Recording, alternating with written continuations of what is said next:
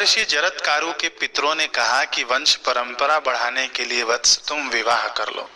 महर्षि राजी हो गए, लेकिन उन्होंने एक शर्त रखा कि जो मेरा नाम है जरत्कारु, कन्या का भी नाम जरत्कारु ही होना चाहिए, तभी मैं विवाह करूंगा। विधि का विधान तो पहले से ही रचा गया था। नागराज वासुकी की बहन का नाम जरत्कारु था, तो नागराज वासुकी ने ऋषि से प्रार्थना की कि आप मेरी बहन से विवाह कर लीजिए। ऋषि जरत्कारु ने कहा कि देखो भाई, मैं तो ठहरा साधु संत, तुम्हें अपनी बहन का पालन पोषण खुद करना पड़ेगा, तभी मैं विवाह करूंगा, और जब तक ये मेरी आज्ञा मानेगी, मेरे किसी भी कार्य में ये बाधा नहीं डालेगी, तब तक मैं इसके साथ रहूंगा। जिस दिन इसने मेरी आज्ञा का उल्लंघन किया, मेरे कार्य में बाधा डाला, मैं इसे छोड़कर चला जाऊंगा। नागराज वासुकी तैयार हो गए। क्यों? क्योंकि ब्रह्मा जी ने नागराज वासुकी को पहले ही बता दिया था कि जन्मेजय सर्प यज्ञ करेंगे, और उस सर्प यज्ञ से बचाने की क्षमता जरत्कारु के पुत्र में ही होगी। इसीलिए तुम यह प्रस्ताव स्वीकार कर लेना। विवाह हो गया और जरत्कारु अपनी पत्नी के साथ नागलोक में ही रहने लग गए। पत्नी खूब सावधानी पूर्वक ऋषि की सेवा करने लगी। एक दिन ऋषि साधन भजन करके यज्ञ आदि करके थक चुके थे। शाम के समय वे अपने पत्नी के गोद में सर रखकर सो गए। पत्नी ने सोचा कि अभी संध्या का समय होने वाला है, सूर्यास्त होने वाला है। यदि मैं ऋषि को जगाती हूँ तब ये मुझे छोड़कर चले जाएंगे, और यदि सूर्यास्त हो गया, ये संध्या नहीं कर पाए, तो इनका धर्म खराब हो जाएगा। इसलिए मैं क्या करूं? उसने निश्चय किया कि भले ही ये मुझे छोड़ दें, लेकिन मेरे पति का धर्म नष्ट नहीं होना चाहिए। इसलिए पत्नी ने नम्रता पूर्वक कहा कि देव, सूर्य नारायण अस्ताचल पर जा रहे हैं, उठिए, संध्या वंदन कीजिए, आपके अग्निहोत्र का समय हो गया है। ऋषि उठे, लेकिन क्रोध से उनके नेत्र लाल हो गए थे। उन्होंने कहा कि नाग कन्या, तूने मेरा अपमान किया है।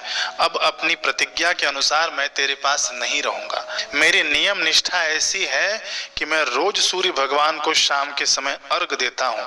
मैं सो गया तो क्या हो गया, सूर्य भगवान अस्त नहीं होते। मेरे नियम की निष्ठा का लोप करने में किसी भी देवता का सामर्थ्य नहीं है। ऋषि उठे और वहां से चल दिए, लेकिन उस समय पत्नी जरत्कारु गर्भवती थी, और उन्हीं के गर्भ से आस्तिक मुनि का जन्म हुआ, जिन्होंने सर्प यज्ञ रोका। आज भी सांपों से बचना है तो मुनि राजम आस्तिकम नमः, इस मंत्र का जप करते ही सर्प भय नष्ट हो जाता है। इस प्रसंग से हमको ज्ञात होता है कि नियम में यदि साधक की निष्ठा है ना, मंत्र जाप में निष्ठा है, सूर्य के अर्घ देने में निष्ठा है, अथवा तो कोई भी नियम में निष्ठा है, यदि वह निष्ठा पक्की है, तो किसी भी देवी देवता या मृत्यु में भी सामर्थ्य नहीं कि आपके नियम के निष्ठा को वे खंडित कर सकें। मृत्यु भी एक बार आएगी ना, तो आपका नियम यदि अधूरा है, आप नियम कर रहे हैं, तो मृत्यु भी आपका वेट करेगी खड़े होकर। जी हाँ, ऐसे बहुत सारे प्रसंग हैं जो नियमनिष्ठ महापुरुषों के जीवन में मैंने खुद देखे हैं। जैसे हमारे गीता प्रेस गोरखपुर के भाई जी हो गए। वे जब सत्संग करने बैठे तो उनको ध्यान ही नहीं था, संध्या हो चली, सूर्यास्त हो गया। उनको बाद में ध्यान आया कि अरे मुझे तो अर्घ देना था सूर्य भगवान को। तो उन्होंने क्या किया, जैसे ही पीछे मुड़े सूर्यदेव की ओर, सभी सभा के लोगों ने देखा सूर्यदेव फिर से ऊपर आए, महाराज श्री ने अर्घ दिया, सूर्यदेव फिर चले गए। तो नियम में इतनी निष्ठा होती है कि कोई भी देवी देवता उस नियम को तोड़ नहीं सकता। ऐसा ही एक प्रसंग रावण के भी जीवन में आता है। रावण को शत्रुओं ने पकड़ लिया और उसे बांध दिया, उसकी बलि देनी चाहिए। तब रावण कहता है मुझे मेरा नियम करने दो। शत्रु कहता है कि नहीं, मैं तुम्हें अपना नियम नहीं करने दूंगा, ये तुम्हारी चाल है। रावण कहता है कि अपने गुरु से पूछ कि अगर मैं नियम कर लूंगा उसके बाद तू बलि देगा, तब तेरी बलि स्वीकार होगी। यदि मैं नियम नहीं कर पा रहा हूं और तूने मेरी बलि दे दी तो देवी तेरी बलि स्वीकार नहीं करेगी।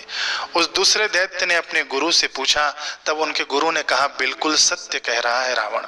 रावण का वेद पाठ का नियम था। रावण ने अपने वेद पाठ का नियम पूरा किया और नियम की निष्ठा का ऐसा प्रभाव कि रावण के सैनिक आ गए और उस दूसरे दैत्य को हरा दिया। रावण बंधन मुक्त हो गया। तो नियम में इतनी निष्ठा होनी चाहिए हमारी। नियम भले ही कुछ भी हो सकता है। आप मंत्र जाप का नियम ले कि मैं रोज 10 माला जरूर करूंगा अथवा तो करूंगी। रोज सूर्य भगवान को अर्घ देने का नियम लें कि मैं रोज सूर्य भगवान को अर्घ प्रदान करूंगी। फिर आप भले ही कैसी भी परिस्थिति में हो, चाहे कुछ भी हो जाए, भले ही यात्रा में क्यों ना हो, लेकिन आपका ये नियम टूटना नहीं चाहिए। ठीक है, तो अब आप बताइए कि आपके जीवन में कोई नियम है या नहीं। यदि नहीं है तो आज से ही शुरू कर दीजिए, क्योंकि बड़े बड़े महापुरुषों के जीवन में भी नियम है। भगवान राम जी के भी जीवन में नियम था, भगवान श्री कृष्ण के भी जीवन में नियम था।